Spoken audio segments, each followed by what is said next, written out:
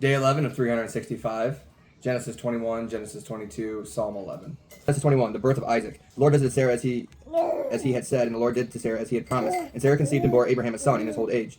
At the time of which God had spoken to him, Abraham called the name of his son, who was born to him, whom Sarah bore him, Isaac. And Abraham circumcised his son when he was 8 days old, as God had commanded him. Abraham was 100 years old when his son Isaac was born to him. And Sarah said, God has made laughter for me. Everyone who hears will laugh over me. And he said, Who would have said to Abraham that Sarah would nurse children? Yet I have borne him a son in his old age. God protects Hagar and Ishmael. And the child grew and was weaned, and Abraham made a great feast on the day that Isaac was weaned. But Sarah saw the son of Hagar, the Egyptian, whom she had borne to Abraham, laughing. So she said to Abraham, Cast out the slave woman with her son, for the son of the slave woman shall not be heir with my son Isaac. And the thing was very displeasing to Abraham on account of the son. But God said to Abraham, Be not displeased because of the boy, and be because of your slave woman. Whatever Sarah says to you, do as she tells you, for through Isaac shall your offspring be named. And I will make a nation of the son of the slave woman also, because he is your offspring. So Abraham rose early in the morning, and took bread and a skin of water, and gave it to Hagar, putting it on his shoulder along with the child, and sent her away. And she departed and wandered in the wilderness of Beersheba. When the water in the skin was gone, she put the child underneath one of the bushes. Then she went and sat opposite him a good way off, about the distance of a bow shot, for she said, Let me not look at the death of my child. And she sat opposite him. She lifted up her voice and wept. And God heard the voice of the boy, and the angel of God called to Hagar from heaven and said to her, What troubles you, Hagar? Fear not, for God has heard the voice of the boy where he is. Up, lift the boy up, and hold him fast with your hand, for I will make him into a great nation. Then God opened her eyes, and she saw a well of water. And she went and filled the skin with water, and gave the boy a drink. And God was with the boy, and he grew up. He lived in the wilderness and became an expert with the bow. He lived in the wilderness of Paran, and his mother took a wife for him from the land of Egypt. A treaty with Abimelech, yeah. At the time, Abimelech and Phicol, the commander of his army, said to Abraham, God is with you in all that you do. Now therefore swear to me here by God that you will not deal falsely with me, or with my descendants, or with my posterity, but I have dealt kindly with you, and you will deal with me and with the land where you have sojourned.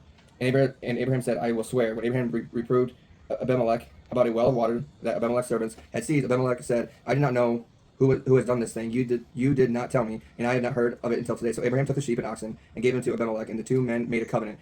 Abraham sent 7 ewe lambs of the flock apart, and Abimelech said to Abraham, What is the meaning of the 7 ewe lambs that you have set apart? He said, These 7 ewe lambs you will take from my hand. This will be my witness for me that I dug this well. Therefore that place was called Beersheba, because they're both of them swore an oath. So they made a covenant at Beersheba. That Abimelech and Phicol, the commander of his army, rose up and returned to the land of the Philistines. Abraham planted a tamarisk tree in Beersheba and called there on the name of the Lord, the everlasting God. And Abraham sojourned many days in the land of the Philistines. 22. The sacrifice of Isaac. After these things, God tested Abraham and said to him, Abraham, he said, Here I am. He said, Take your son, your only son Isaac, whom you love, and go to the land of Moriah, and offer him there as a burnt offering on one of the mountains of which I shall tell you. So Abraham rose early in the morning, saddled his donkey, took 2 of his young men with him, and his son Isaac, and he cut the wood for the burnt offerings, and rose and went to the place of which God had told him. On the 3rd day Abraham lifted up his eyes and saw the place from afar. Then Abraham said to his young men, Stay here with the donkey. I and the boy will go over there and worship and come again to you. And Abraham took the wood of the burnt offering and said, Laid it on Isaac his son, and he took it in his hand, the fire and the knife. So they went both of them together. And Isaac said to his father Abraham, My father. And he said, Here I am, my son. He said, Behold the fire and the wood, but where is the lamb for a burnt offering? Abraham said, God will provide himself the lamb for a burnt offering, my son. So they went both of them together. When they came to the place of which God told him, Abraham built the altar there, and laid the wood in order, and bound Isaac his son, laid him on the altar on top of the wood. And Abraham reached out his hand and took the knife to slaughter his son. But the angel of the Lord called to him from heaven and said, Abraham, Abraham. And he said, Here I am. He said, Do not lay your hand on the boy or anything to him, for I know that you fear God, seeing you have not withheld your son, your only son, from me. And Abraham lifted up his eyes and looked, and behold, behind him was a ram caught in a thicket by his horns. And Abraham went and took the ram and offered it up as a burnt offering instead of his son. So Abraham called on the name of that place, The Lord will provide, as it is said to this day, on the mount of the Lord it shall be provided. And the angel of the Lord called to Abraham a second time from heaven and said, By myself I have sworn, declared the Lord, because you have done this and you have not withheld your son, your only son, I will surely bless you, and I will surely multiply your offspring in the stars of heavens and as the sand that is on the seashore. And your offspring shall possess the gates of his enemies. And in your offspring shall all nations of the earth be blessed, because you have obeyed my voice. So Abraham returned to his young men, and they arose and went together to Beersheba. And Abraham lived at Beersheba. Now after the things it was told to Abraham, behold, Milcah also was born children to the brother Nahor, Uz his firstborn, Buz his brother, Kemuel the father of Aram, Chesed, Azo, Pildash, Jidlaph, and Bethuel. Bethuel fathered Rebekah. These 8 Milcah bore to Nahor, Abraham's brother. Moreover, his concubine, whose name was Reumah, bore Taban, Gaham, Tahash, and Makkah. Psalm 11. The Lord in his holy temple. To the Lord I take refuge. How can you say to my soul, Flee like a bird in your mountain? For behold, the wicked bend the bow. They have fitted their arrow to the string, to shoot in the dark at the upright in heart. If the foundations are destroyed, what can the righteous do? The Lord is in his holy temple. The Lord's throne is in heaven. His eyes see, his eyelids test the children of man. The Lord tests the righteous, but his soul hates the wicked and the one who loves violence. Let him rain coals on the wicked. Fire and sulfur and a scorching wind shall be portion of their cup. For the Lord is righteous. He loves righteous deeds. The upright shall behold his face. Yeah, I get emotional. I mean, that little testing. I think one of the most important things is that Genesis 21 and 22, obviously with the birth of Isaac and the sacrifice of Isaac, is it foreshadows so much into the New Testament, especially after Jesus. Like, so I have it highlighted here. It would be 21:12. But God said to Abraham, "Be not displeased because of the boy and because of your slave woman. Whatever Sarah says to you, do as she tells you, for though Isaac shall your offspring be named." Now that Paul takes that in Romans 9 and extrapolates that. Romans 9:6 says, But it is not as though the word of God has failed, for not all who descended from Israel belongs to Israel, and not all children of Abraham, because they are his offspring, but through Isaac shall his offspring be named. And I wrote Genesis 21:12 to go along with that. So in chapter 22, I did not highlight it, but when it says in 22:12, it says, he said, "Do not lay your hand on the boy or do anything to him. Now that I know that you fear God," this is where we find out that Abraham is the father of faith, "seeing that you have not withheld your son, your only son, from me." So, as we know earlier, when he took Hagar to have Ishmael, that was through the flesh. And then through the Lord, Sarah has a baby with Abraham, right? So he blesses Sarah with that. So now that relates to Galatians 3:16. And then, what is it, Galatians 4, right? Galatians 3:16 says, I'm right here. Now the promise were made to Abraham, to his offspring, and it does not say two offsprings, referring to many, but referring to the one, his offspring, who is Christ Jesus. Sorry, that refers to 22:17. But the part we were talking about is for 21.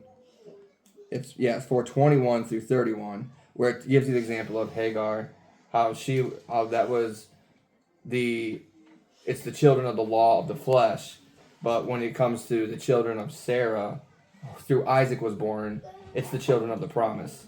It's Ishmael versus Isaac, Hagar versus Sarah. So Genesis 22:12 refers back. You could extrapolate it even more in Galatians 4:21 through 31, and then Galatians 3:16 is brought back to Genesis 17. "I will surely bless you, and I will surely multiply your offspring as the stars of heaven, and in the sand that is on the seashore, and your offspring shall possess the gate of his enemies." And that's Galatians 3:16, where it says, "Now the promises were made to Abraham and to his offspring." It does not say "and to offsprings," referring to many, but referring to the one, and to your offspring, who is Christ. And Christ is the greater Israel, as we find out. So that's just important to know that Galatians refers back to Genesis a lot, and you can see where the law versus the promise is littered throughout Galatians to Genesis. What gift might God be asking you to trust him with more fully? I think it's just highlighting the fact that Abraham was told to sacrifice his one gift. Yeah. And trust that God, was gonna bring forth something else. Even though, like in that it says like he wasn't trusting the gift that God had given him. He was trusting the giver, like trusting God. And I think that's what it's emphasizing on. Like don't cling to the gift. Cling to the giver that gives you the gifts. Yeah, I would say you could take number one and be like, people when they like their money, the gift is the money that you've earned, but you could be more fruitful with that money. You could tithe, you could give to charity, you could do all those kind of things, but people get stingy with money, obviously. But that's something of this world, and you don't take it with you when you're dead, but you gain something else when you utilize the gifts that he gives you. How does God's provision in Genesis 22 strengthen your faith? I got emotional. Like I said, thinking about like just watching that. I think of Superbook, like when the kids are watching that episode and like I forget the kids' characters' names, but like they're watching it happen and play out, and Abraham is laying his son down on the altar to sacrifice him, and they're just like, you're getting like fired up because you're like, no, don't do it. Like, we know what's gonna happen, but he has no idea, so he's like getting ready, and then he stopped, and it's just like the flood of emotion. I'm sure that he even felt like, oh my gosh, the relief. Like, I just can't even fathom how that is. And so it almost just makes you want to, I don't want to say I want to be tested like that, but like it almost just makes you want to like know you have that faith. Like, am I willing to do that the way that Abraham did? Like, no hesitation. He's just like, all right, Lord, hand up, knife in hand, and it's just like, and then you're stopped, and it's emotional, like overwhelmingly emotional for me. Number 3, where do you need to take refuge in the Lord today? So at church, we're doing something with Ephesians 6, the armor of God, armoring up. So like today we covered armoring up. We covered armoring up each and every day. Just like we know that His mercies are new each and every day, we still have to pick up, armor up each and every day. And I don't think that I so much to take refuge in that, because I try to do that the best I can. But like Stephen said today, if you don't armor up to the full armor every single day, the enemy knows exactly where to hit you. Whether it's some kind of temptation, knowing how to run from it, whether it's not staying in the Word, continue to talk to the Lord in any way that you can.